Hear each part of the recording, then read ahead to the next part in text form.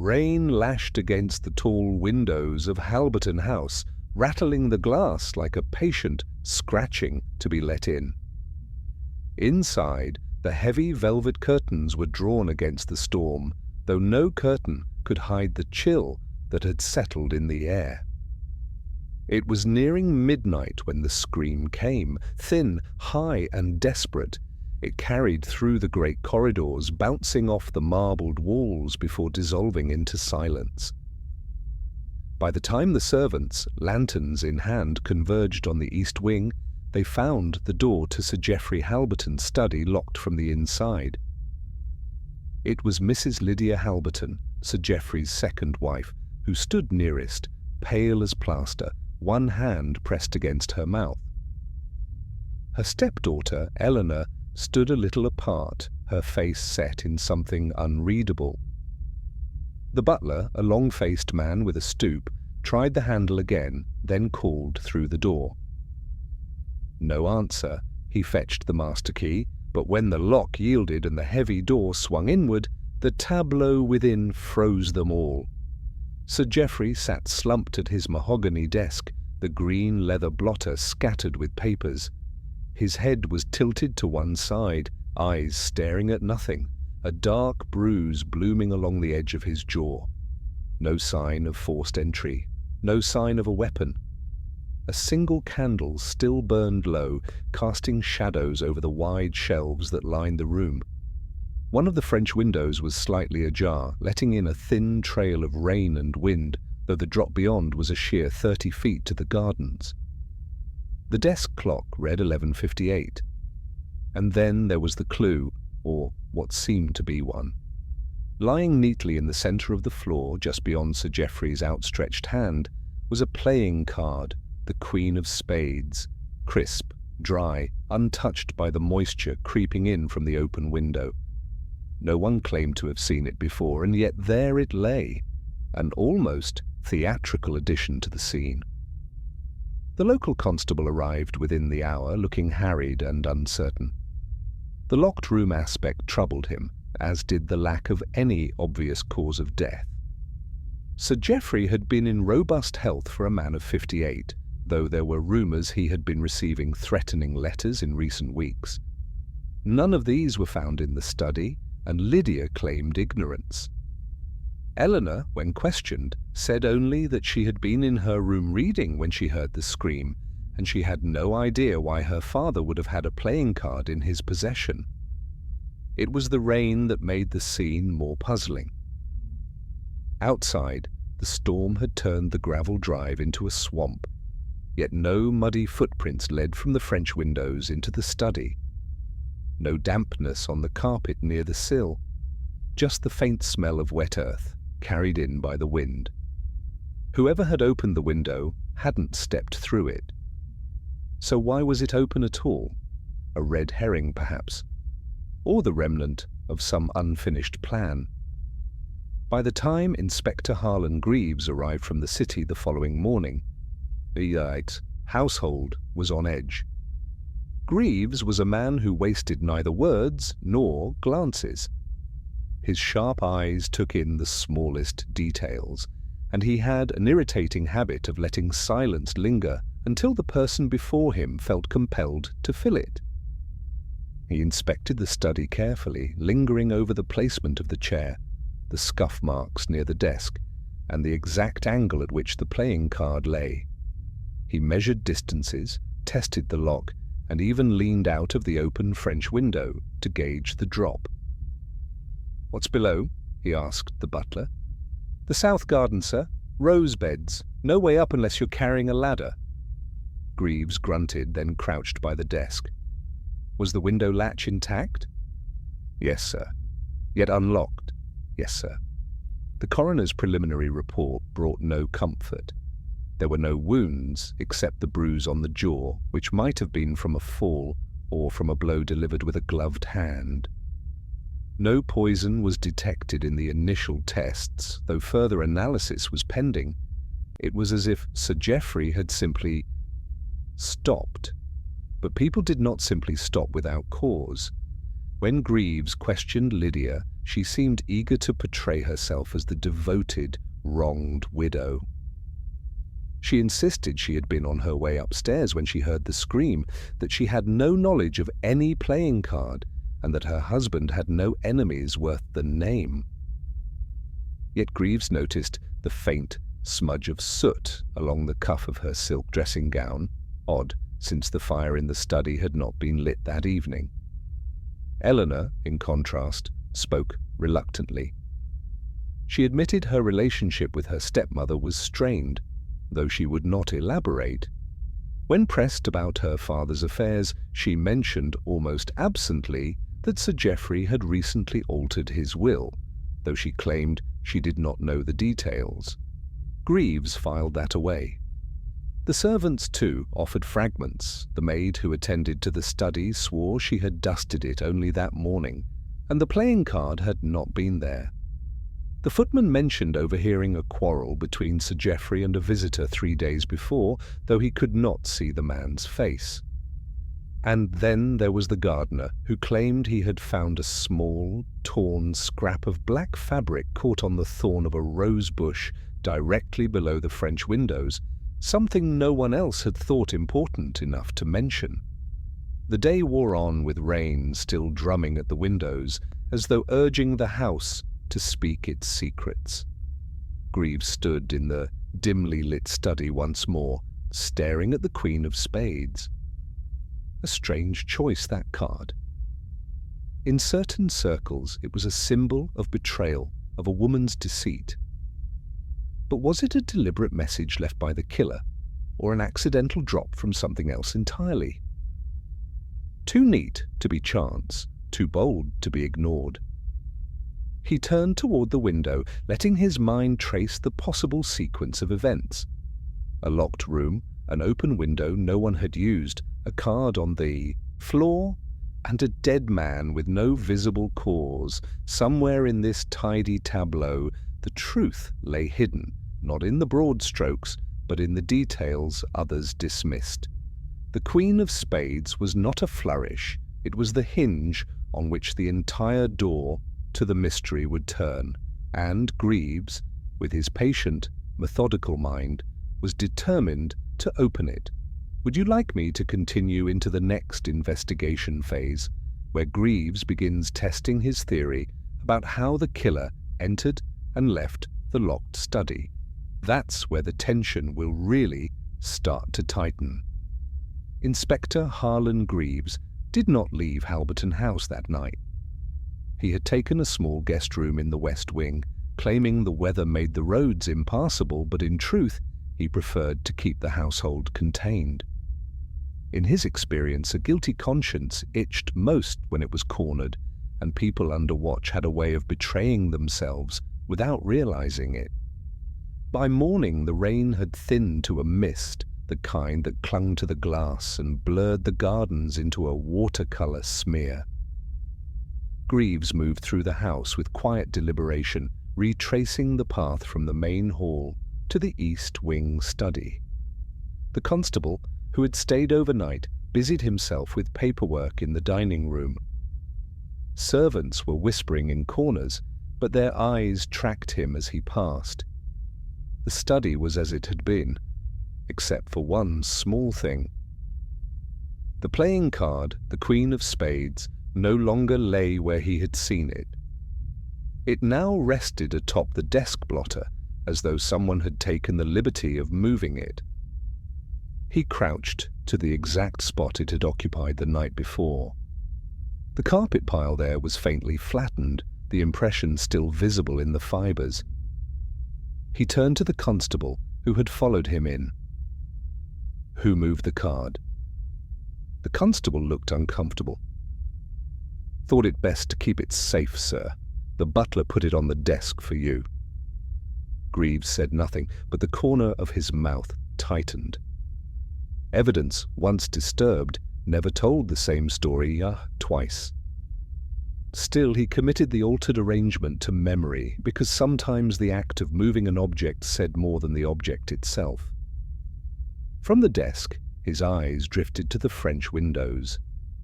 He stepped outside onto the narrow stone ledge just beyond them, careful not to scuff the sill. The rose bushes below glistened with rain, their thorns gleaming like needles. He spotted the torn scrap of black cloth the gardener had mentioned, still clinging to a thorn despite the night's weather. Strange that the constable had not thought to collect it. He plucked it free and turned it over in his hand. It was smooth, fine, satin perhaps, its edge ripped unevenly. Not from any gardener's coat, certainly. Back inside, Greavves glanced toward the cold fireplace in the study. He stooped, running his fingers along the grate, then into the narrow gap between the hearth tiles. A faint smear of something dark. Ash, yes, but with a different texture, clung to his fingertips. He sniffed it, frowned. It was not wood ash. Something else had burned here recently, and hurriedly. Later, during the morning's formal interviews, he kept his questions short and his eyes sharp. Lydia Halberton, dressed now in deep mourning black, seemed more composed than the night before. Too composed. When asked whether she had been in the study that evening, she denied it easily. But when his gaze drifted to her hands, he noticed the skin along her right index finger was reddened, as if recently singed. "Did you light a fire last night, Mrs. Halberton?" he asked casually. Her eyes flickered toward the fireplace for the briefest second before returning to his. "Number, why would I?" "Curious," Greavves murmured, and let the silence sit until she shifted in her chair. He then asked about the playing card, whether it had any meaning to her. She shook her head, but her lips pressed together too tightly. When pressed further, she claimed her late husband had occasionally played cards with friends, but she could not recall seeing that particular card before. Eleanor's interview was different. She looked pale and tired, as though she had not slept. When asked about her movements the previous evening, she repeated her account without variation. But when Greavves mentioned the torn scrap of satin, her eyes narrowed in a way that suggested calculation, not surprise. She claimed not to own anything of that fabric, though the faintest trace of doubt in her tone betrayed her. Servants provided their own small, telling contradictions. The butler insisted Sir Geoffrey had locked himself in the study shortly after supper, yet the maid swore she had heard voices in the room less than an hour before the scream. The gardener, emboldened perhaps by Greaves's interest in the cloth scrap, admitted that he had seen a shadow move across the study window earlier in the night, too tall to be Eleanor, too slight to be Sir Geoffrey. By late afternoon, Greavves returned to the study once more. The desk drawers were neatly closed, but he had noted earlier a faint scuff on the wood beneath one. He opened it now slowly and found the edges of the papers inside slightly crinkled, as though they had been rifled through by damp fingers. One envelope at the bottom bore a faint watermark, an ornate crest he recognized from certain legal documents. It was empty. He replaced the drawer's contents exactly as he had found them, then lingered by the open window, looking out toward the sodden gardens. The drop was steep, yes, but not impossible for someone nimble. Still, the absence of footprints meant one of two things. Either the killer had never gone out that way, or they had prepared the ground in advance to hide their tracks. Both possibilities were troubling. As twilight bled into the rooms, he sat in a leather armchair in the hall, watching.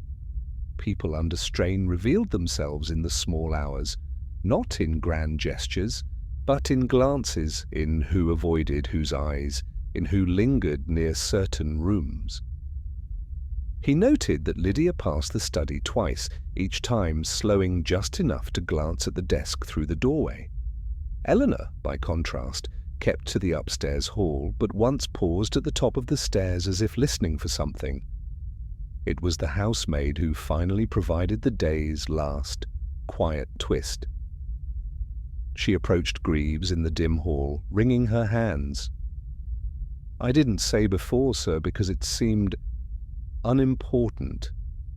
But when I came to fetch Mrs. Halberton after the scream, she wasn't coming from the stairs. She was coming from the little side corridor by the old billiard room. There's no reason to be there at that hour, except it connects to the back stairs into the study." Greavves let the information settle in his mind like a stone dropping into still water. The pieces were not yet fitting together, but they were beginning to take shape. The Queen of Spades, the open window, the burnt ash in the grate, the torn satin, the too-composed widow, and now the unexplained presence near the back stairs. The picture was still incomplete, but the outlines were forming, and he suspected that when the truth emerged, it would be far more dangerous than the household dared imagine. I can carry this momentum directly into the next phase, where Greavves starts reconstructing the events in real time and tests the locked room theory against each suspect's movements, tightening the net. That's where the real turning point will land. The storm had passed by morning, leaving Halberton House washed in a pale, watery light that did nothing to warm its rooms. Inspector Greavves gathered the household in the smaller drawing room, where the air smelled faintly of polish and damp wool. The chairs were arranged in a loose semicircle, though the space between each occupant seemed wider than the furniture allowed. It was time to hear their voices properly. Not the hurried accounts given in shock the night of the death, but measured retellings when nerves had begun to harden into lies. He began with Lydia Halberton. The widow sat very straight, her black mourning dress crisp and immaculate, as if she had dressed for a portrait rather than an interrogation. "I had retired early," she said, her voice steady. "I'd gone upstairs to my room after speaking with Geoffrey briefly in the study. He seemed distracted. Not angry, mind you, just distant. I was halfway along the main corridor when I heard the scream. I came back, found the others at the door. That is all." Greavves asked her to clarify whether she had seen or heard anyone near the study before the scream. She shook her head without hesitation. Yet the housemaid's report from the night before echoed in his mind. Lydia had been seen coming from the side corridor, not the main stairs. "Mrs. Halberton," Greavves said mildly, "that side corridor by the billiard room, do you use it often?" Her eyes flicked toward him a fraction too quickly. "Only when necessary. It's a shortcut to the east wing, but I seldom have cause. Too neat, too measured." Greavves let her go, knowing the lie would breathe easier if not cornered too soon. Eleanor Halberton followed. The young woman looked tired, shadows under her eyes deepening her resemblance to her father. She clasped her hands tightly in her lap, as though willing them not to betray her. "I was in my room," she said. "I had no reason to go downstairs. I don't play cards, if that's what you're thinking. I've no idea why there was a Queen of Spades in the study." Greavves tilted his head. "I wasn't thinking that. Yet you've mentioned it unprompted. Why?" She hesitated.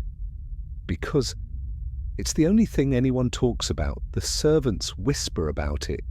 I thought you might think it was mine." That wasn't what troubled him. What troubled him was that when he brought out the torn scrap of satin, Eleanor's gaze lingered on it a heartbeat too long before she shook her head. "It isn't from anything I own," she said, but her voice was softer, as if the certainty had to be spoken quickly before doubt caught up. The butler, Mr. Kersey, was next, a long, angular man who moved like a shadow. His account was the most straightforward. He had locked up the main doors after supper, seen Sir Geoffrey retire to the study, and later fetched the master key to open it after the scream. But Greavves pressed him on whether he had entered the study earlier that evening. "I did not, sir. My duties kept me below stairs." And yet, Greavves said quietly. "You moved the playing card from the floor to the desk." "Why?" Kersey's mouth tightened. "It seemed disrespectful, lying there so. I thought to place it safely until you could examine it." "Disrespectful to whom?" Greavves asked. The butler hesitated, then said, "To the late Sir Geoffrey." His tone was formal, but there was a faint tremor in it, as though the act had meant more than he admitted. The gardener, Thomas Webb, came in, smelling faintly of damp soil. He stuck to his story about the shadow in the study window and the scrap of fabric on the rose bush. When Greavves asked if he could describe the shadow in more detail, Webb scratched his head. "It wasn't Sir Geoffrey, I know that. Tall but slender. Moved quickly, like they didn't want to be seen. Could have been either of the ladies, truth be told. But the window light was behind them. A dangerous statement, implicating without proof. But Greavves filed it away. The housemaid, Alice, gave her account with the unease of someone caught between truth and self-preservation. She admitted she had dusted the study that morning and seen no playing card. "It weren't there, sir. I'd have noticed. And, well, I don't know if it matters, but I heard voices in the study not long before." She trailed off, glancing toward Lydia, who was seated near the door. "Not long before?" Greavves prompted. "Half an hour, maybe less. A man's voice and a woman's, not raised, but sharp-like." "Recognize them?" Alice swallowed. "The woman sounded like Mrs. Halberton. The man, I can't be sure it was Sir Geoffrey. Could have been, but—" She hesitated again. "Oh, it sounded younger." That was the first ripple, a younger man's voice in the study before Sir Geoffrey's death, when the house was supposedly shut for the night. Greavves let the silence sit, watching how each face reacted. Lydia's remained composed, but her hands tightened imperceptibly in her lap. Eleanor glanced briefly at her stepmother, then away. The butler's gaze stayed fixed on the floor. When the questioning was done, Greavves dismissed them all except Lydia. He rose and crossed the small room to stand near her. "You told me you had no cause to use the side corridor that night. Yet the maid saw you there moments before the scream. Why lie about it?" She met his gaze coolly. "I went that way because I had left my shawl in the billiard room earlier. I did not think it mattered." "And yet you didn't mention it until now?" "Because you seemed determined to make it matter." Her control was admirable, but Greavves could sense the strain beneath it. He stepped back, letting her go without pressing harder. It was too soon to force the confession. Better to let the threads tighten on their own. That evening, as the house settled into uneasy quiet, Greavves walked the route from the billiard room's side corridor to the study. The back stairs were narrow, the kind servants used, and the door at the top opened directly into the study's corner, behind the desk, a perfect way in without being seen from the main hall. If Lydia had used it that night, she could have reached the study without passing anyone and left the same way before the others arrived, but it still left the locked door. And the Queen of Spades. He stood in the study once more, listening to the house creak and settle around him. Someone here was lying, several someones in fact, but their lies weren't yet aligned. That meant the truth was jagged, not rehearsed, and jagged truths had a way of cutting through their own disguise. Tomorrow he would start pulling harder. For now, he let the pieces shift in his mind. The card, the scrap of satin, the burnt ash, the missing envelope, the shadow at the window, and the voice that wasn't Sir Geoffrey's. One of them was the key, and the moment he found which, the rest would collapse into place. Greavves rose before the sun, long before the first clink of crockery in the kitchens. The air in Halberton House was still heavy from the storm, the faint scent of damp stone lingering in the corridors. He walked the length of the east wing slowly, thinking through the voices and glances of the previous day.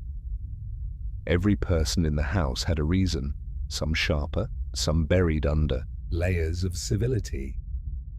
The problem was that no single explanation bound them all to the same moment in the study. He began with Lydia. On the surface, she was the most obvious candidate, the second wife, younger by nearly 20 years, living in a house where her place was never truly secure. There was talk in the village, he had overheard it while arranging his arrival, that Sir Geoffrey had recently amended his will. The detail was confirmed by Eleanor, though she professed ignorance of its terms. If the change reduced Lydia's share or altered her standing, greed could be motive enough. But greed alone didn't explain the peculiarities, the open window, the missing envelope from the desk, the card on the floor. Eleanor's position was more complex. She had never warmed to Lydia, and though her demeanor was cool, there was something brittle beneath it. If her father had been planning to remarry yet again, or worse, had intended to divide the estate further, resentment could easily tip toward action. Still, Greavves found it difficult to picture Eleanor staging such an elaborate scene. Her mind seemed quick enough, but not in the calculated, performative way this crime required, unless, of course, she had help. The butler, Kersey, was another puzzle. His loyalty to Sir Geoffrey had been decades long, but loyalty was a dangerous thing when it turned sour. Greavves noted that Kersey's small act of moving the Queen of Spades was curiously protective, as if shielding not just the late master's dignity, but the meaning behind the card itself. Could Kersey have been covering for someone else? Perhaps Lydia, perhaps Eleanor? Or did he know more about Sir Geoffrey's dealings than he let on? Servants heard and saw more than their masters imagined. The gardener, Webb, was easy to overlook but hard to dismiss. His presence near the study window on the night of the murder gave him opportunity, and his vague description of the tall, slender figure could have been a smokescreen. If Webb had his own grudge, wages withheld, dismissal threatened, he might have acted, though the sophistication of the locked room arrangement seemed beyond him. Still, the scrap of satin found on the rosebush could not be ignored, and Webb's willingness to produce it could mean honesty, or misdirection. And then there was Alice, the maid. Her account of voices in the study, a woman's sharp tone and a man's voice younger than Sir Geoffrey's, was too pointed to be an invention. If she had lied, it was a dangerous one, because it invited suspicion toward people she served daily. Unless she was shielding that younger man, whoever he might be. Greavves wondered whether there had been someone in the house that night who was not meant to be there, and whether Alice knew it. Each thread tugged against the others, tightening and loosening by turns. Greavves spread the notes across the desk in the study, each name paired with motive, opportunity, and the inconsistencies in their accounts. The window kept drawing his attention. If the killer hadn't used it to enter or escape, why open it at all? Perhaps to suggest an intruder, or to allow something to be passed in or out without stepping onto the ledge. The missing envelope, burned perhaps in the grate, could have been that something. He decided to re-interview them, this time with an emphasis on connections. Lydia was first again. "Mrs. Halberton," he began, "you've told me you rarely use the side corridor, yet the night of your husband's death you did. You say you went to fetch a shawl from the billiard room, but there's another route, quicker in fact, through the central hall. Why not take it?" Her chin lifted. "I didn't wish to be seen. My hair was unpinned. Is that sufficient?" It was plausible, yet the faint flush in her cheeks told him she disliked the implication. He shifted. "Did Sir Geoffrey mention a visitor recently? Someone younger, perhaps?" Her lips thinned. "If you're referring to the man I believe you are, then yes. He came last week. His name is Julian Merton, an old acquaintance of Geoffrey's. I did not approve of him." The name was new, and Greavves filed it away. Eleanor's turn brought another piece. When asked about Julian Merton, she froze for a fraction too long before saying, "I heard Father and him arguing in the study the day before he died. Something about money," and she broke off. "It's not important." "It's important enough to hide," Greavves said. She gave no more, but the damage was done. Merton had quarrelled with Sir Geoffrey, and both Lydia and Eleanor knew it. Kersey, when asked, grew stiffer still. "Mr. Merton was here for less than half an hour. I was told not to announce him. I assumed Sir Geoffrey wished privacy." The butler's gaze did not waver, but Greavves caught the quick compression of his lips at the mention of the missing envelope. Webb had little to add on Merton, though he claimed to have seen a stranger near the lane 2 nights ago, tall, coat-collar, turned up. Greavves suspected that if Merton had been lingering near the property, Webb might have been paid to keep quiet. It was Alice who unwittingly pulled the web tighter. "Mr. Merton?" she said, when asked. "Oh, I know him. He used to visit before Sir Geoffrey married Mrs. Halberton. Always late in the evening. Once I found Mrs. Halberton in the hall after seeing him out, looking, well, flushed, like she'd been running." Greavves leaned back. Now there were multiple motives at play, greed, certainly, but also jealousy and perhaps revenge. If Merton and Lydia had once been close, and if Sir Geoffrey had found out, that could explain a quarrel. If money was involved, it might also explain a dangerous alliance between any two of them. By evening, the tangle was formidable. Lydia might have wanted Sir Geoffrey gone to protect herself from ruin, or to be free of his control.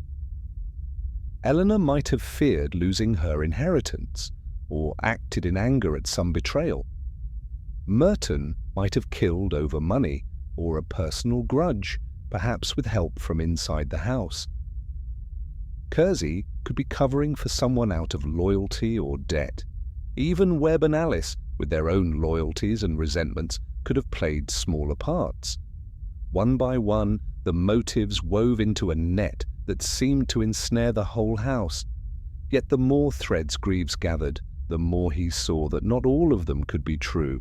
Some were planted to obscure the real one, and somewhere among greed, jealousy, revenge, and fear there was a single act, simple, precise, that had ended Sir Geoffrey's life in a locked room. Tomorrow, Greavves decided, he would start stripping the lies away one by one until only that act remained. And when it did, the web would collapse, and someone in Halberton House would have nowhere left to hide. The breakthrough came just after dawn 2 days later, and it arrived in the form of a small, mud-stained leather wallet. Constable Brigg found it while combing the hedgerows near the lane Webb had mentioned. Inside was an identification card, a handful of banknotes, and a folded letter, its edges crinkled with damp, but the words still legible enough to make every man in the room lean closer. The letter was from Sir Geoffrey himself, addressed to Julian Merton, demanding repayment of a debt within the week and threatening legal action. The tone was clipped and cold, and in the lower corner of the page was a dark smudge that looked to eager eyes like dried blood. To Brigg, to Inspector Farnham, and to most of the house, this was the missing piece. The quarrel, the debt, the secretive visit, it all pointed neatly toward Merton. By mid-morning, Farnham had his men tramping through the village, sending word to nearby towns to watch for the man. The assumption was clear. Merton had murdered Sir Geoffrey to silence him, stolen something from the study, the missing envelope perhaps, and fled through the window, dropping his wallet along the way. Lydia's relief was poorly hidden. "I told you," she murmured to Greavves in the hall. "That man was trouble from the moment he appeared. Geoffrey should have cut him off years ago." Even Eleanor seemed momentarily lighter, though she masked it behind a cool remark about justice being swift. Kersey permitted himself a tight nod at the news, and Webb muttered something about having known Merton was no good. Only Alice looked uncertain, her brows drawing together as though she'd misplaced a thought. Greavves listened, nodded politely, and said very little. By late afternoon, the inspector returned triumphant. Merton had been spotted in a public house in Wenscombe. He'd been drinking heavily and boasting of settling an old score. Witnesses claimed he'd left abruptly when the subject of Halberton House came up. The inspector meant to have him in custody by nightfall. Greavves sat alone in the study as the shadows lengthened. On the surface, it was a tidy case. Merton had motive, opportunity, and now tangible evidence linking him to Sir Geoffrey's final hours.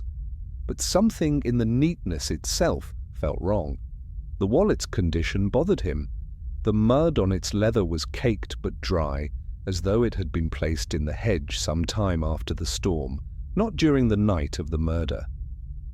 If Merton had dropped it fleeing the house, it would have been sodden that same night. Instead, it bore the faint, musty smell of something that had been kept indoors before being found. Then there was the window. Farnham believed Merton had escaped through it, but the sill bore no fresh scuffs or marks, and the rosebush beneath still held the small scrap of satin Webb had found days earlier. Merton was not a tall man. Climbing out that way would have left traces. Most troubling of all was the timing. If Merton had committed the murder, why wait until the night of the storm, when the household was awake and restless, to strike? And why leave behind the Queen of Spades, a flourish that spoke of someone with a personal, perhaps intimate, connection to Sir Geoffrey? Greavves rose and paced, the polished floor creaking faintly beneath his feet. The wallet had been planted, of that he was now certain. It had been placed where Brigg would find it, at precisely the right time to divert suspicion away from someone in the house. And it had worked. The inspector's energies were entirely consumed by the manhunt for Merton. But the real killer was still here. He thought of Lydia's barely concealed relief, Eleanor's sudden composure, Kersey's approving nod. Even Webb's self-satisfaction had been too quick, too assured, as though the outcome had been anticipated. It was nearly dark when Alice knocked on the study door. "Begging your pardon, sir," she whispered, glancing over her shoulder, "but I thought you ought to know Mrs. Halberton sent me to fetch a parcel from the gardener's shed this morning. It was wrapped in oilcloth, but it felt like papers inside. She told me not to tell anyone, but I thought—" Her voice faltered. Greavves did not betray his interest. "You did right, Alice. Very right indeed. Now, did anyone see her go there before you?" "No, sir. She gave me the key herself." "Keep that between us for now," he said. "And if she asks, tell her the parcel's still where she left it." When she had gone, he sat again, in the dim light. If Lydia had hidden something in the shed, perhaps the missing envelope, then arranged for the wallet to surface, she might well believe herself safe once Merton was taken. But if she were truly the killer, she was playing a dangerous game. The inspector returned near midnight, soaked and irritated. Merton had vanished from Wenscombe before they arrived. "Slippery devil," he growled, "but we'll have him. And when we do, he'll hang." Greavves only nodded. Outwardly, he accepted the apparent resolution. Inwardly, he knew it was nothing but a false victory. Merton's guilt was far from proven, and in the lull before the next move, the real criminal, calm, confident, and still within these walls, would be watching for the moment to strike again. And if Greaves's instincts were correct, that moment was coming soon. It was in the small hours when the rain had slackened to a steady whisper against the glass that Greavves found himself unable to sleep. He had been turning over Alice's account of Lydia's oilcloth parcel, the planted wallet, and the strangely convenient sighting of Merton. Something in the pattern was wrong, but it wasn't just wrong now. It had been wrong before the murder. Greavves lit the lamp on his writing desk and drew out a stack of notebooks from his battered leather case. They were his own records, kept from years of private work, before the police ever called on him. Somewhere in these pages, he suspected, lay the shape of the thing he was chasing, a shadow that had flickered in his mind since the first day at Halberton House. It was the Queen of Spades that had triggered it, not as a mere card, but as a calling sign. 10 years earlier, in a quiet Devon village, an embezzler had left playing cards as his signature in each location he robbed, a childish taunt to the bank manager whose fortune he siphoned away. The embezzler had never been caught vanishing after one final job. The card of choice then had been the Queen of Hearts. Greavves flipped through to the case notes. The suspect had been a woman, a widow, named Frances Kersey. She'd disappeared after the scandal broke, leaving behind a husband who claimed she had been drawn into bad company by a lover. That husband's name was Charles Kersey. Greavves sat back. Sir Geoffrey's neighbour, the gruff man who had spoken so casually about debts and loyalties, had he really been a stranger to such affairs? Or had this murder drawn him back into a tangle he thought buried? The rain beat harder. Somewhere down the corridor, a door opened and shut quietly. Greavves heard the faint scrape of slippers on wood, the pause of someone listening for movement. Then, after a moment, the steps faded away. The next morning, he sought Kersey out. The man was in the stables, brushing down his mare. Greavves asked after the weather, the crops, and finally, with an almost careless air, the card left at the crime scene. "Curious choice, isn't it?" Greavves said. "Reminds me of an old case. Left a trail a mile long, it did. Ever hear of Frances Kersey?" The brush stilled for just a fraction of a second before resuming. "No relation," Kersey said. "Kersey's not such a rare name." Greavves did not contradict him. "Of course. Still, odd coincidence." He tipped his hat and left, but not before noting the man's knuckles whitened against the mare's neck. By mid-afternoon, another thread appeared, this one from Eleanor. She had been speaking idly to Alice about the garden, but Greavves caught a phrase that tightened the net in his mind.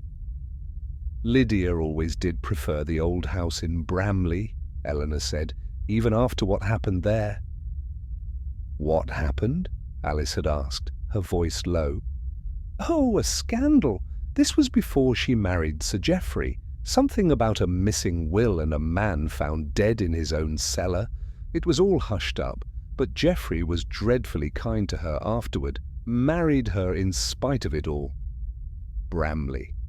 Greavves knew the place, a small market town, and the site of a quiet case that had never quite settled in his mind.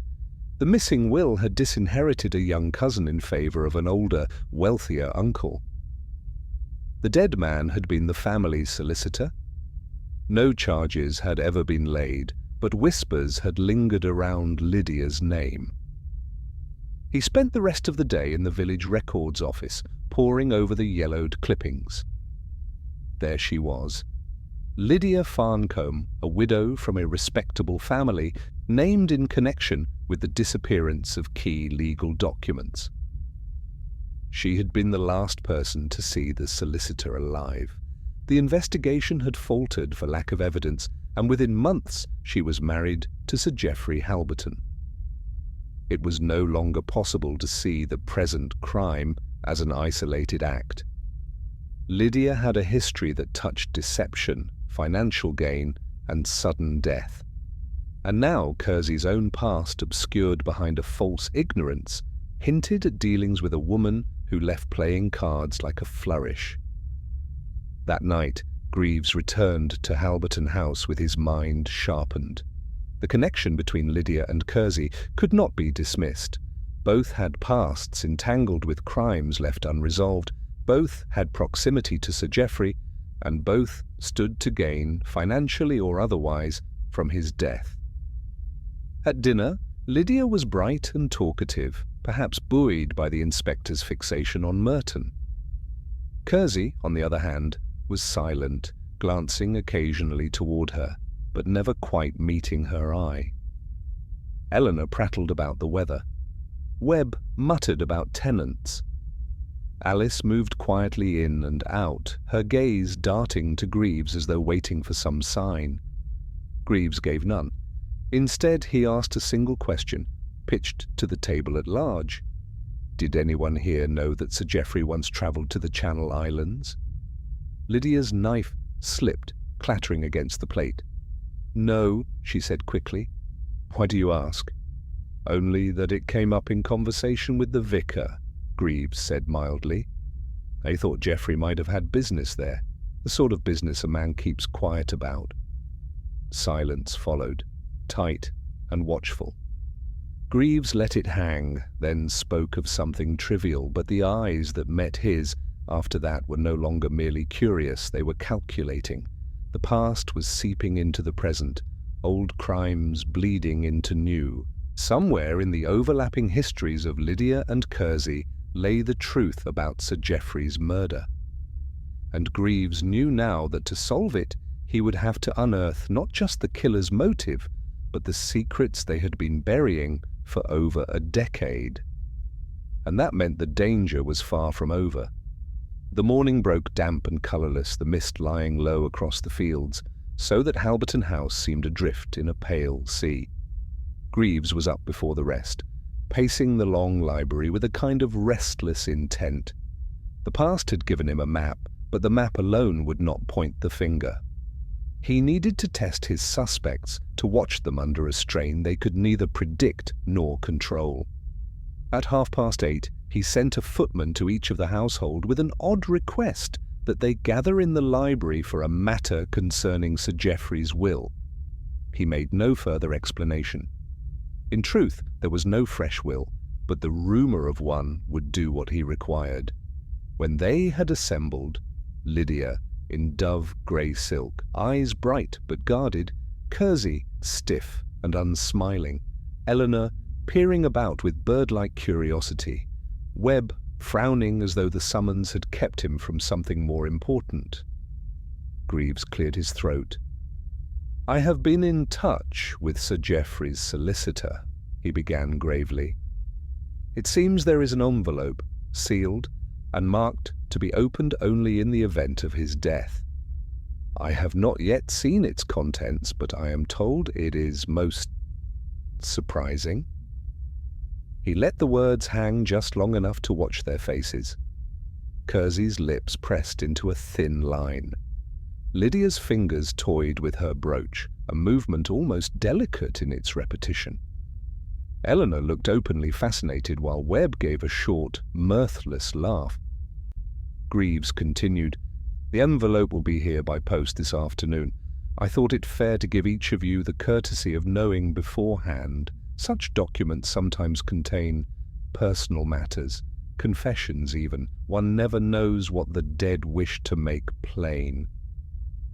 It was then that Lydia's composure faltered, only slightly, but to Greavves' trained eye it was enough. Her gaze slid not to the floor or her lap, but toward Kersey, quick as a match flare and just as bright. He met it, briefly, then looked away. That look, fleeting as it was, carried a history neither could disguise. "I don't suppose," said Eleanor, breaking the silence, "that this will affect the coroner's findings." "That depends," Greavves replied smoothly, "on what the envelope contains. It might even shed light on the card left in the study." Now it was Kersey's turn to shift, his boot tapping once against the floor. "And what if it names no one?" he asked. "Or names the wrong one? Words from a dead man prove nothing." "They prove enough," Greavves said mildly. particularly when they can be tested against other facts. He dismissed them soon after, claiming he had work to do, but kept to the shadows of the hallway to watch them disperse. Lydia and Kersey did not walk out together, but each took the long route past the morning room, and each paused at the same window, glancing out as though by some unspoken arrangement. Later that day, Greavves set the second part of his plan in motion. In the kitchen, with Alice's help, he prepared 4 envelopes of identical cream paper, each sealed with red wax. Inside each was a single playing card. 3 were ordinary, the 4th the Queen of Spades. He left them where they would be found, 1 on Webb's writing desk, 1 in Eleanor's sewing basket, 1 tucked into Kersey's coat pocket in the cloakroom, and the last slipped between the pages of Lydia's prayer book. It was, on the surface, an absurd little game, but it served a purpose. He wanted to see who would come to him in outrage, who would hide the card, and who would seek another's counsel before acting.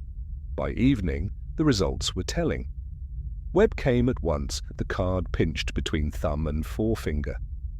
"Is this some kind of joke, Greavves?" he demanded. "Because if it is, I don't find it amusing." Eleanor appeared soon after, half laughing, the card in her hand. "What a queer thing to turn up in my work basket. Someone must be playing at being the killer." But neither Lydia nor Kersey brought their cards to him. Instead, Alice reported seeing them together in the conservatory, Lydia speaking in a low, urgent tone while Kersey stood rigid, the wax-sealed envelope in his fist. That was the crack he had been waiting for, not in their stories, but in their control. Up to now, they had kept their dealings apart, never sharing a visible link.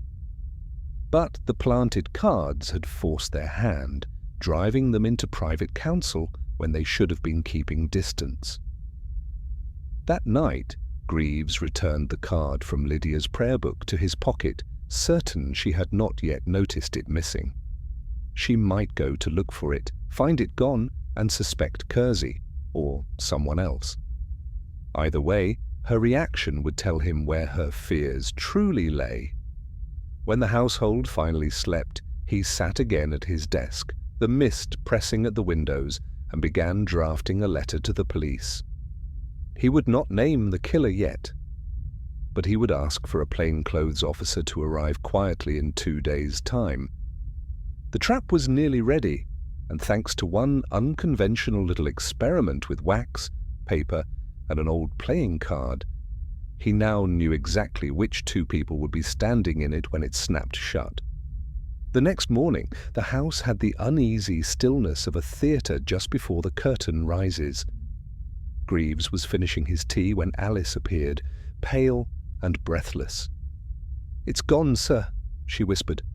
"The card. The one in the prayer book. You said I wasn't to speak of it. But it's gone." Greavves set down his cup without a sound. "Gone when?" "This morning. I checked before chapel, just like you said. And it wasn't there. The book was still on the side table, but the envelope, gone." That, he thought grimly, was no small matter. It meant someone not only knew about the card, but had acted quickly to remove it, and the only way they could have known where it was hidden was if they had been watching him, or Lydia, very closely indeed. He kept this to himself and went straight to the library where he had left the original clue, the card found in Sir Geoffrey's study. It had been sealed in an evidence envelope, locked in the bottom drawer of his writing desk. He unlocked it, slid the drawer open, and stared.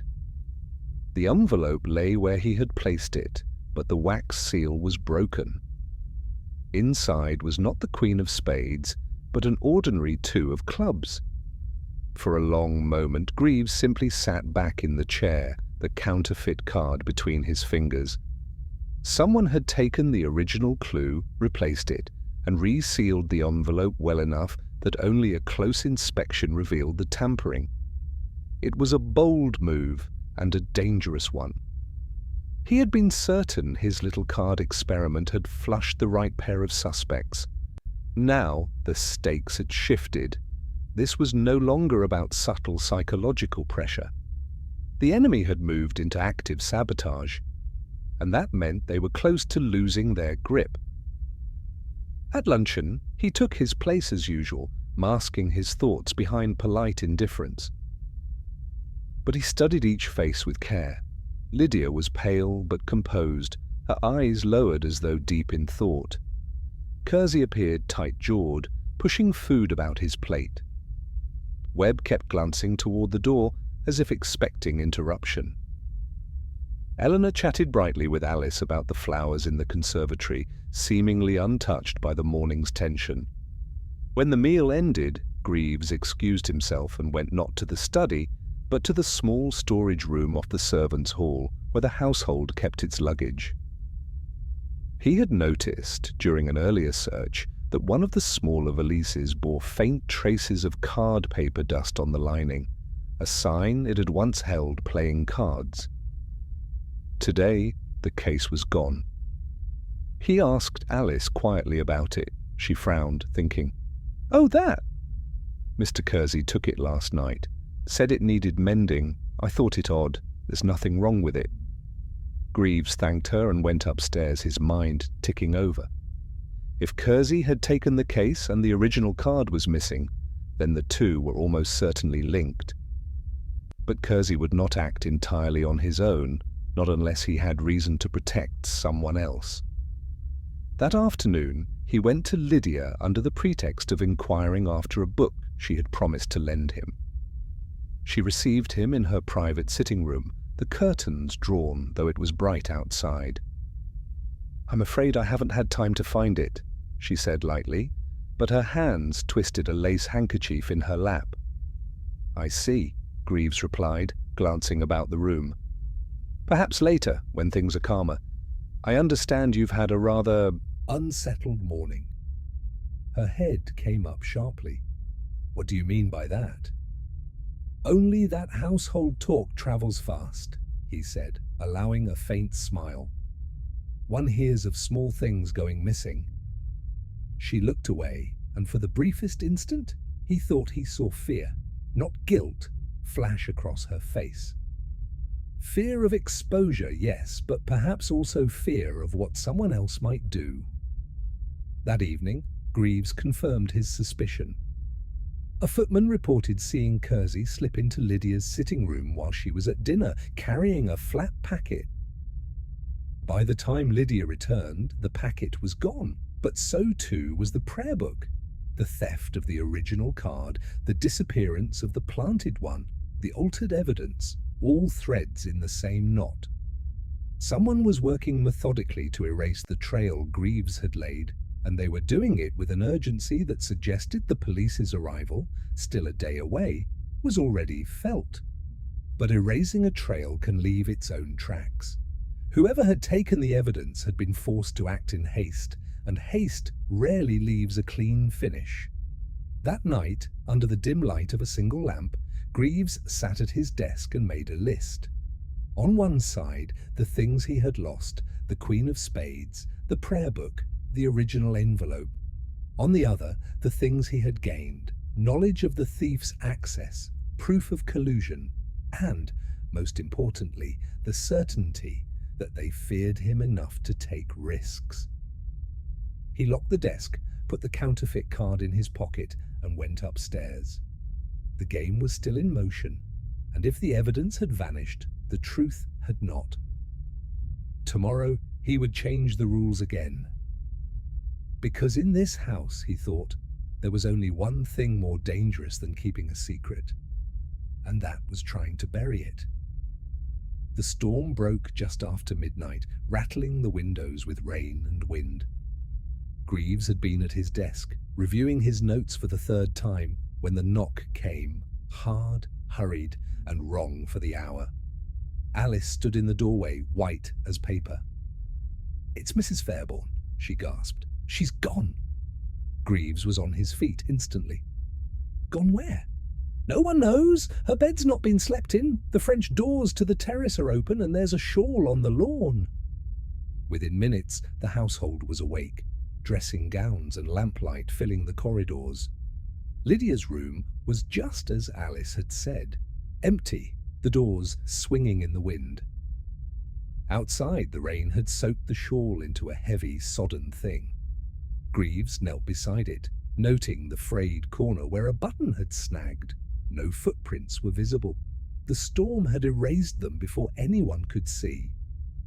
"She wouldn't have gone walking in this weather," Eleanor murmured, arms folded tight against the cold. "Someone's taken her."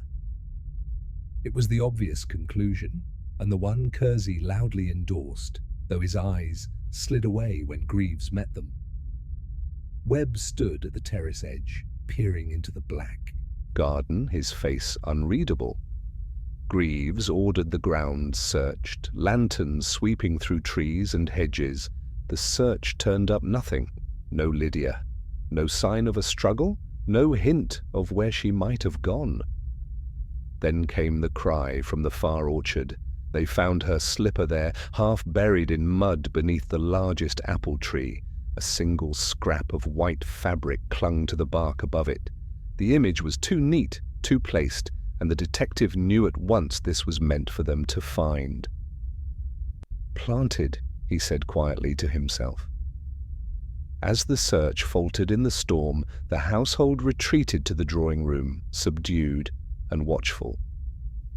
Kersey muttered about calling the police immediately, but Greavves was already thinking ahead.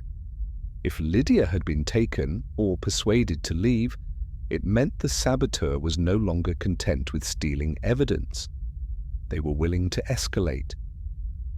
And that meant the detective was dangerously close to whatever truth they'd been hiding. The blow came not an hour later. While the others talked in low voices, Greavves went upstairs to fetch his coat and found his own room in disarray. Papers scattered across the floor, his locked case forced open. The replacement card, the false Queen of Spades, was gone. He stood in the doorway, letting the fact settle. This was not simple mischief. The intruder had wanted him to know they'd been there, that they could reach him anywhere. And by taking the planted card, they'd severed the last visible link in his game of bait and watch. At that moment, Webb appeared in the corridor, slightly out of breath. "You should come down," he said. "They found something in the boathouse." The boathouse was a squat, timbered thing at the lake's edge. Inside, under a hanging lamp, lay a coil of rope, fresh cut at one end, the fibers still white and sharp. Near it, a man's boot print led toward the dock. Beyond that, in the black water, something floated briefly before sinking. "Lydia?" Greavves asked sharply. "No body," Webb replied, shaking his head. "But," he gestured to a small wooden box on the workbench. Inside lay a brooch, Lydia's, its clasp bent as though wrenched away. Greavves studied the scene in silence. This had all the marks of a performance: the shawl, the slipper, the brooch, the solitary footprint. Every clue was convenient, obvious, and incomplete. Someone wanted the search to go in circles, to waste hours chasing a staged abduction while the real move took place elsewhere. And then it struck him. This wasn't about Lydia at all. She was the distraction. Without a word, he turned and ran back toward the house. Upstairs, he headed for the locked storage room where the household strongbox had been kept under police seal. The seal was broken. Inside, the ledgers, letters, and personal documents that Sir Geoffrey had guarded so carefully were gone. It was the kind of theft you could only attempt once the household was fully engaged. Elsewhere, out in the rain, hunting for a missing woman. The storm outside had begun to ebb, leaving the house shivering in its damp silence. Lydia was still missing. The strongbox was empty, and the thief had stripped away every advantage Greavves had built. The case had not just doubled in size, it had turned inside out. Whoever was behind this wasn't merely covering a murder, they were engineering a perfect vanishing act for themselves, and unless he could unravel the truth quickly, there would be no one left to catch. The rain had stopped by dawn, leaving the grounds dripping and raw. The search parties had returned empty-handed, their boots caked in mud, their faces tight with fatigue.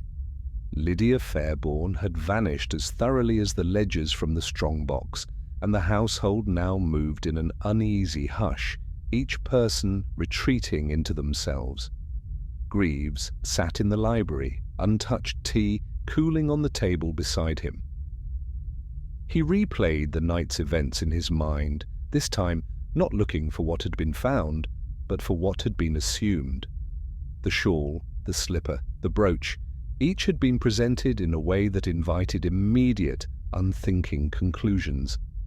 They all bore the same quality, too perfectly placed, too readily found.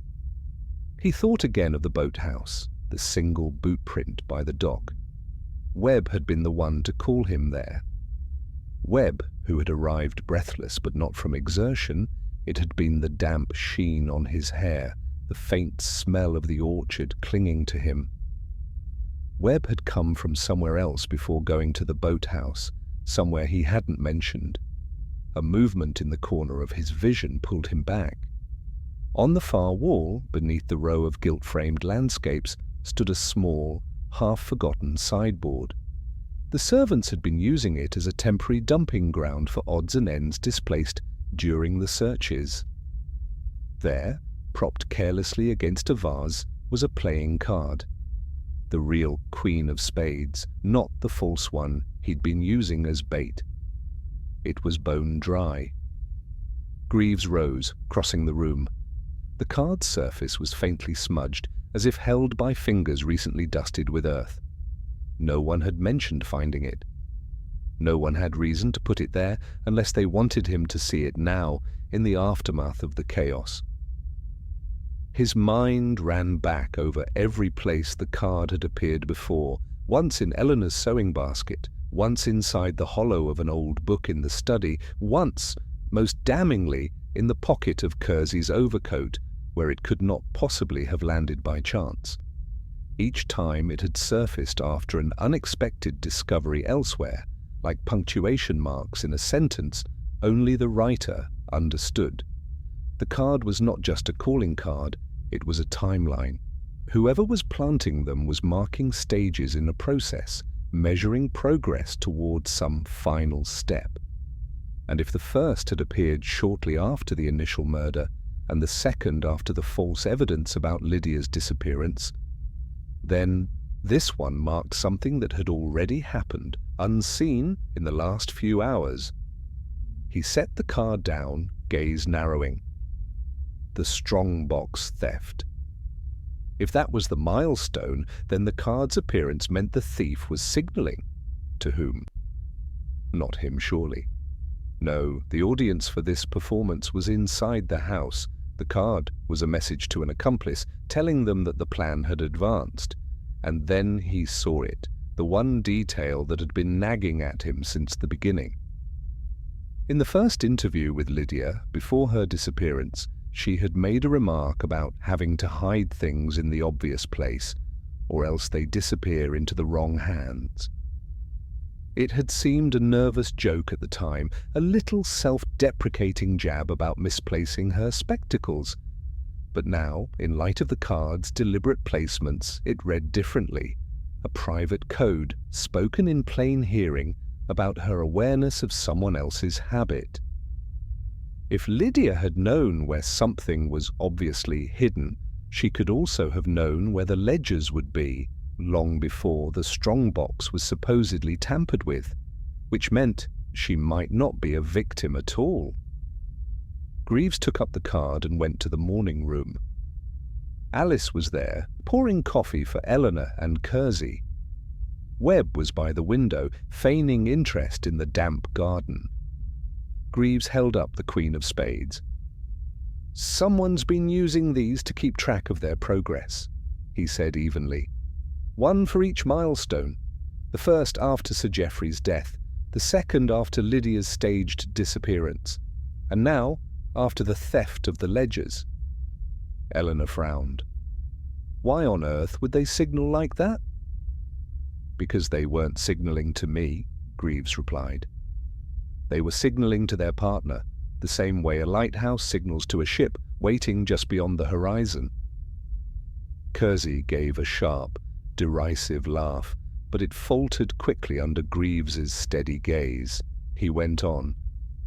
And here's the part I think none of you have considered. The partner isn't out there somewhere. They're in this house, which means the card was placed where they would see it, and in the course of seeing it, confirmed that the theft had succeeded. The silence that followed was taut as wire. Only the ticking of the mantel clock broke it. Greavves let the moment stretch, then added, "This is no longer a question of who could have committed the crime. It's a question of who's been in the right place at the right time to both execute the theft and deliver the signal. That narrows our field considerably." As he said it, a dozen small recollections snapped into place. Doors that had been ajar when they should have been shut. Witnesses who had arrived just after a discovery. The odd way certain conversations had been interrupted. The pattern was no longer scattered pieces. It was a lattice, and at its center, two people moved in careful coordination. Now he just needed to catch them speaking in the open. The revelation came not in a thunderclap, but in the slow, precise unfolding of a knot. Greavves did not summon the household to the library with any pomp. He simply asked for them to gather. No constables stood by to menace the guilty. No raised voices, no accusations hurled, just the fire snapping in the grate, and the faint creak of chairs as the four remaining suspects sat, each trying not to be the first to speak. He placed the Queen of Spades on the mantelpiece where all could see it. "I've been wrong about something from the start," he began quietly. "Not wrong about who, I know that well enough, but wrong about why."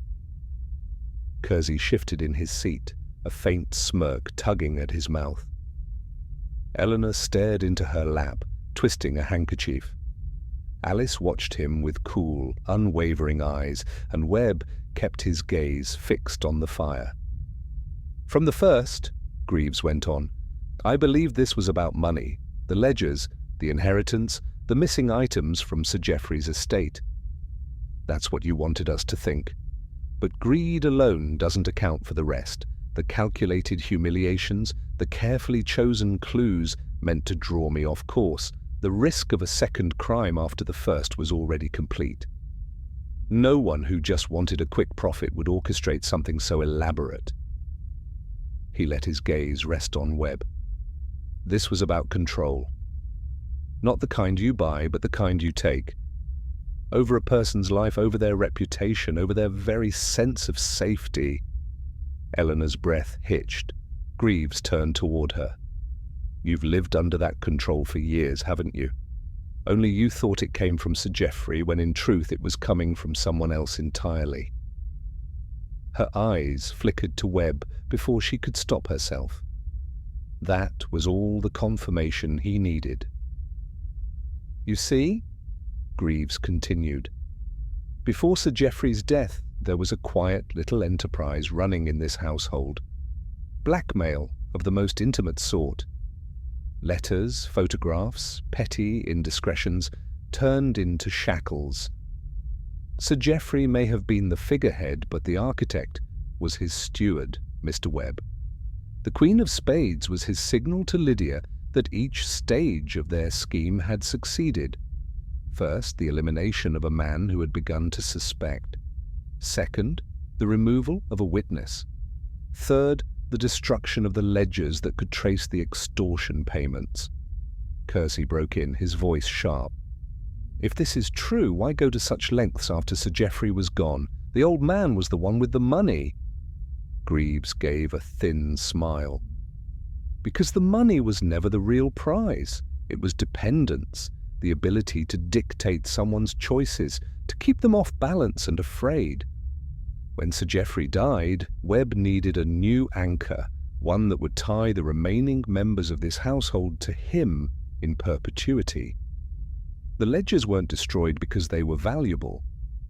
They were destroyed because they contained the truth about all of you, and without them, no one could prove who was pulling the strings.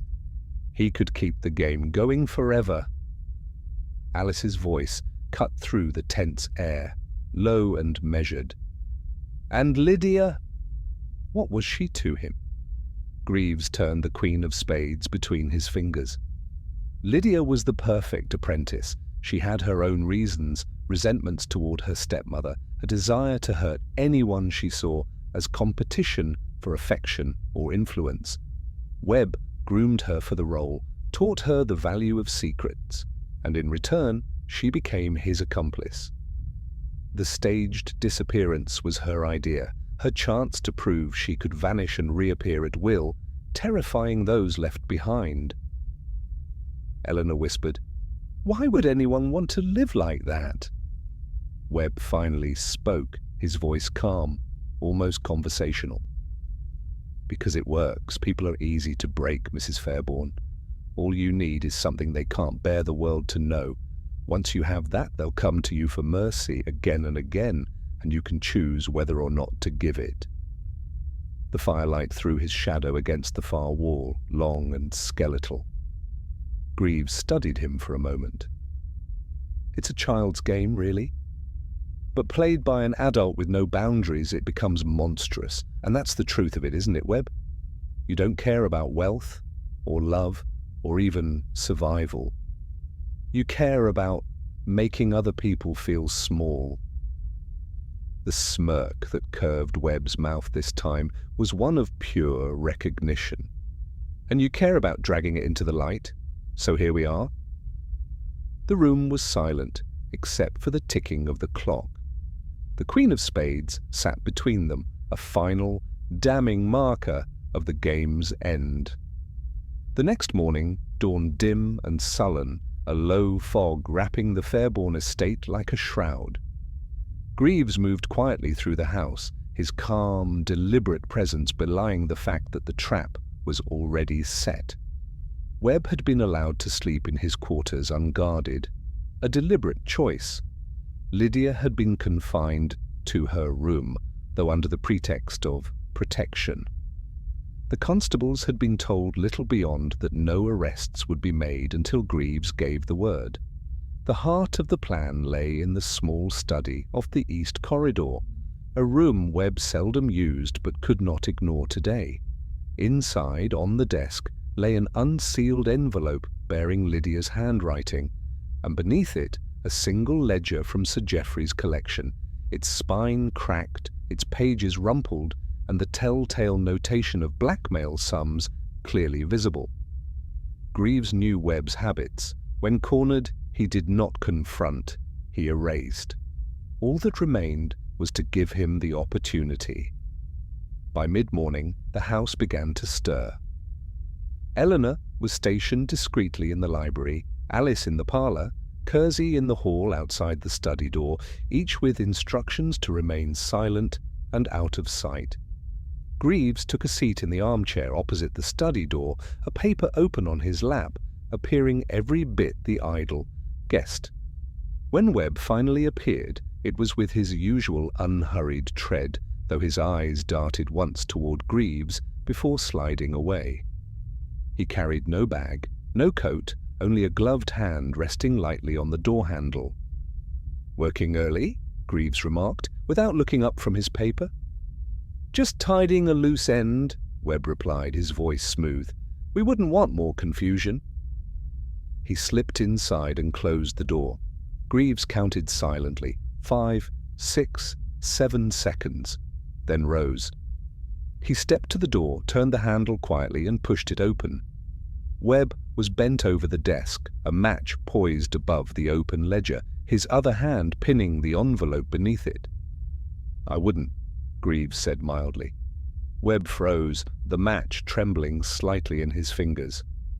"This doesn't concern you." "Oh, but it does," Greavves replied, stepping inside. "That's the last copy, you see. The others are gone." I made certain of it myself, and that envelope, curious thing, contains nothing but a blank page, but you couldn't resist opening it, could you? The handwriting was bait. Lydia's handwriting. Webb straightened slowly, his eyes narrowing. And if I burned it? You'd still hang, Greavves said flatly. You've already admitted enough in your own words last night, and the constables were listening from the next room. The Queen of Spades, the staged disappearance, your partnership with Lydia. It's all recorded. The ledger is simply the ribbon on the package. The tension in the room coiled tighter. Webb's gaze flicked to the window, then the door behind Greavves.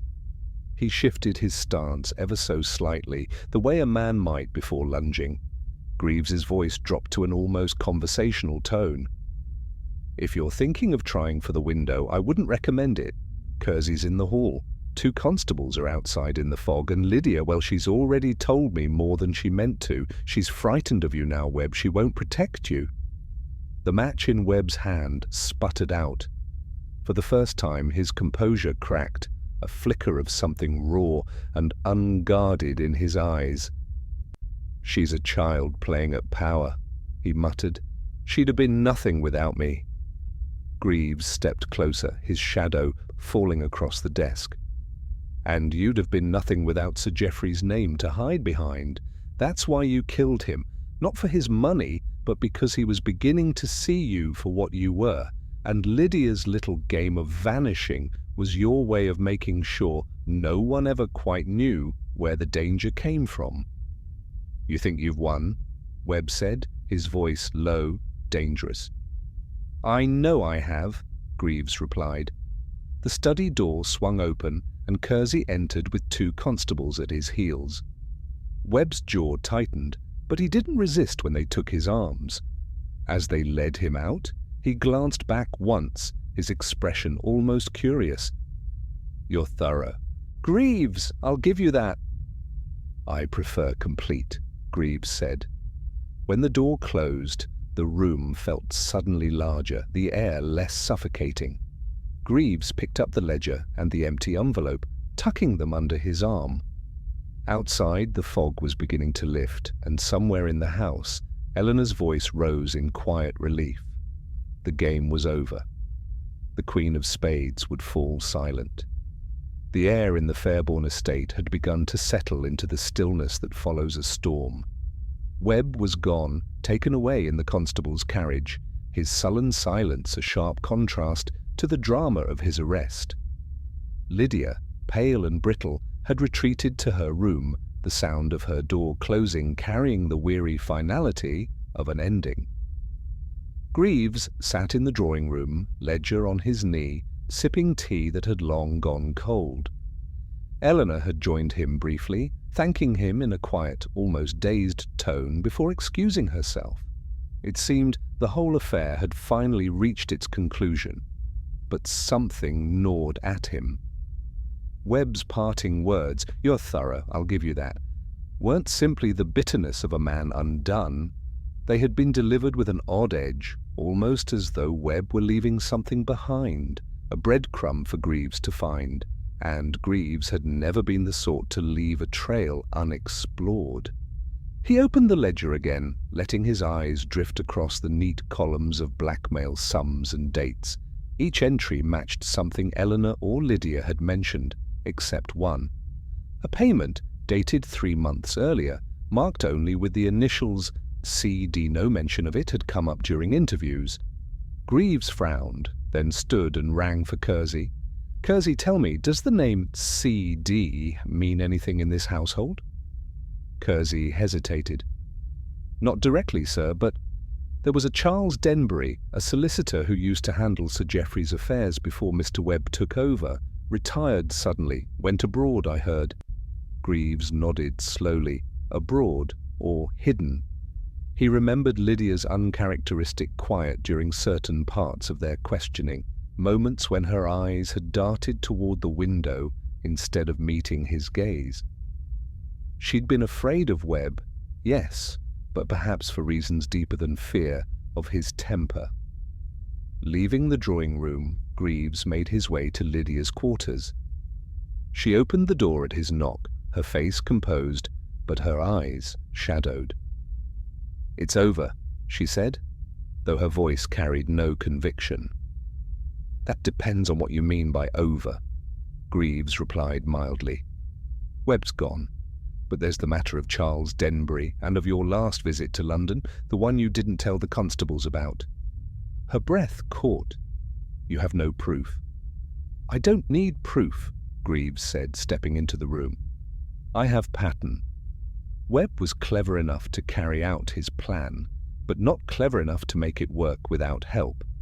Denbury handled the legal groundwork, setting up accounts, moving sums quietly. "And you found the people worth paying off. You wanted Webb gone as much as anyone, but you didn't want to be left with the blame. So you played both sides. Fed me just enough truth to turn me against him." Her mask wavered, but she said nothing. "You left that ledger out for me to find," Greavves went on, "but you kept the most dangerous entry hidden, Denbury's, because if he's named, so are you. And if Webb talked—" "He wouldn't," she said quickly, too quickly. "Number." "But only because he believed you'd protect him. That's why he looked almost satisfied when they took him away." Greaves's voice softened. "He thought you'd run, Lydia. And I think you planned to." She turned away, crossing to the dressing table where a small valise sat half-packed. Her fingers brushed the handle once, then fell away. "I could have managed without him," she said quietly. "He was reckless. I wasn't. I kept the accounts balanced, the stories straight, but Sir Geoffrey, he was beginning to suspect. If Webb hadn't acted, I might have had to." Greavves regarded her for a long moment. "You understand what happens now?" Lydia's eyes met his in the mirror, defiant yet resigned. "You'll tell them?" "Eventually," Greavves said, "but first I'll find Denbury. You may thank him or curse him, but you'll both answer for what you've done." As he left her room, he felt the weight of the case shift, not finished after all, but turning into something deeper, a web still stretching out beyond the estate's fog-bound walls. Webb had been a villain, but not the architect. The true design had been woven in finer, quieter threads, and now he would follow those threads to their very end. Rain was falling in a thin, steady curtain over the Fairbourne estate 3 days later, when Greavves returned, not with constables this time, but with a travel-worn man in a dark coat whose eyes scanned the drive as though expecting danger at every turn. Charles Denbury, gaunter now than in the photographs Greavves had found, looked more like a fugitive than a solicitor. They met in the drawing-room, where Eleanor sat rigid in a high-backed chair, Lydia at the far end of the room, her face set in porcelain stillness. Webb, now locked away in the county jail, was absent, but his shadow lingered in every uneasy glance. "I imagine you know why I'm here," Greavves began, taking his place by the hearth. The fire was low, throwing flickering light across the assembled faces. This began, to all appearances, as a single act of greed, a theft from Sir Geoffrey's accounts cloaked in the chaos of his final illness. But that was only the surface. Denbury said nothing, though his jaw tightened. "I started with the obvious players," Greavves continued. "Webb, with his bluster and access to the books. Lydia, the devoted stepmother who somehow managed the household with unerring precision, despite inheriting it from nothing, yet certain details refused to fit. For instance, why had the blackmail ledger survived untouched in Webb's desk? Why would a man clever enough to hide his embezzlement leave such a thing lying about unless someone wanted it found?" Eleanor's gaze shifted toward Lydia, then quickly away. "The answer was that Webb didn't leave it there. Lydia did. She wanted a clean way to dispose of him without drawing the noose around her own neck. That was why she was so helpful, too helpful during my inquiries. She knew the timing of every suspicious event, but never offered an observation that pointed to herself, only to Webb. At last, Lydia spoke, her voice cool. "And Denbury? Where does he fit into this elaborate picture you've drawn?" "Nicely, as it happens," Greavves replied. "The initials CD in the ledger, Denbury's. Payments to ensure certain legal documents were altered quietly, so Sir Geoffrey's will favoured you over distant relatives. Denbury in turn received sums laundered through Webb's accounts. When Webb began overreaching, you saw your chance to be rid of him while keeping Denbury in reserve to safeguard your position." Denbury's mouth twisted. "You can't prove—" "Oh, I can," Greavves said softly. "Because the one thing neither of you accounted for was Webb's petty nature. Before his arrest, he'd prepared a little insurance. Letters from Denbury, kept in a locked cash box. The box is now in the constable's hands." The silence that followed was thick enough to choke on. Lydia's fingers tightened around the arm of her chair. Denbury looked at her with something like betrayal in his eyes. "You've trapped us both," Denbury said. "No," Greavves corrected. "You trapped yourselves. I merely followed the path you laid. You each thought you could outplay the others, but in the end, greed makes careless companions." Eleanor spoke then, her voice trembling. "And what will happen now?" "Webb will stand trial," Greavves said. "Denbury will face charges of conspiracy and fraud. As for Lydia—" He looked at her for a long moment. "You've been careful enough that your involvement in the financial crimes may be hard to prove, but perjury, obstruction, conspiracy to conceal evidence, those may hold. Whether justice serves you entirely will depend on how forthcoming you choose to be in court." Lydia's chin lifted, and for the first time, Greavves saw the faintest glimmer of a smile. "Then perhaps justice will serve me instead."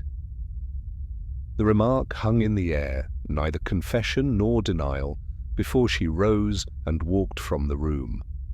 Denbury swore under his breath. "Oh!" Eleanor sat back, her hands gripping the fabric of her skirt. Greavves watched the door close behind Lydia and felt the familiar weight of an imperfect ending settle on his shoulders. Justice, he had learned long ago, was a living thing, prone to limping, rarely arriving in the tidy packages that novels promised. Webb would hang or rot in prison. Denbury's career was finished. But Lydia might yet slip the net. She had played her part with too much subtlety to be undone entirely by the law's blunt edges. Still, Greavves took some satisfaction in the fact that she knew he saw her clearly. That, in its own way, was a form of justice, not in the courts, but in the shadows where people like Lydia thrived. She would live under that knowledge now, aware that should another misstep bring her into the light, he would be there again. And so, with the rain drumming against the windows, Greavves gathered his coat and hat, leaving behind the Fairbourne estate with its fine curtains and finer lies, knowing the case was closed in every official sense. But in truth, it was only ever paused until the next deceit called him back. The mist clung low over the winding country lane as Greavves adjusted his collar against the damp chill. His boots crunched softly on the gravel, the steady rhythm a small comfort after the tangled chaos of the Fairbourne case. The estate faded behind him, its grand silhouette swallowed by the grey morning. He had left behind a house full of fractured trust and unsettled reckonings. Webb was behind bars, Denbury's fate was sealed by mounting evidence, and Lydia remained a shadow, neither fully condemned nor absolved. Justice, it seemed, was a mosaic of truths half glimpsed and half concealed. Yet, as the detective walked, a small unease tickled at the back of his mind. The pieces fit together in broad strokes, but there was a nuance he could not dismiss. That ledger, the very one Webb had attempted to burn, had one entry that never quite aligned with the rest. The payment marked CD was clear enough, but a second notation, nearly erased, was less so. A ciphered sequence of letters and numbers scrawled in hurried ink, almost overlooked beneath the ledger's crease. Greavves paused and drew the battered notebook from his coat pocket. By the light of the rising sun filtering through the trees, he traced the faded scribble again. SP, 14th of June, --. The rest was smudged, but the initial was unmistakable. SP. The initials did not match any name in the Fairborn household or among their known associates. A name unspoken, a presence unseen. The weight of it settled in his gut, a whisper that this story was not yet finished. As the village clock struck 8, Greavves looked up toward the horizon.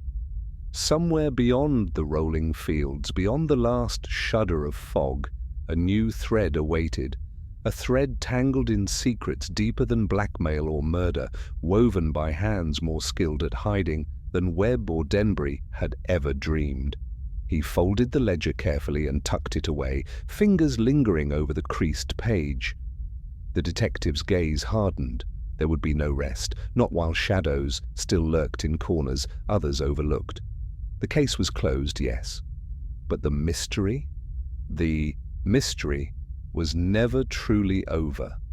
With that thought, Greavves stepped onto the road, his figure swallowed by the growing light and the long, winding path ahead. And somewhere, unseen, a quiet message waited to be uncovered.